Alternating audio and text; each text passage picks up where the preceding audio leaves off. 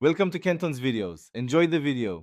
You start by confirming two things: Windows 10 or 11 and an admin sign-in so you can change system settings.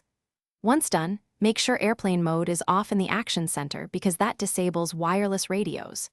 Next, plug in the laptop if the battery is low. Power saving can turn Bluetooth off. Now open the Start menu, type Settings, and press Enter. This places you directly into system controls so you can enable Bluetooth without guessing around.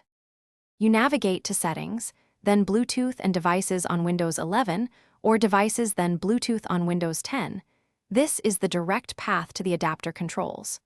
Toggle Bluetooth to on and give the system a few seconds to initialize the radio and show nearby devices. If you do not see a Bluetooth toggle, open Device Manager and expand Bluetooth.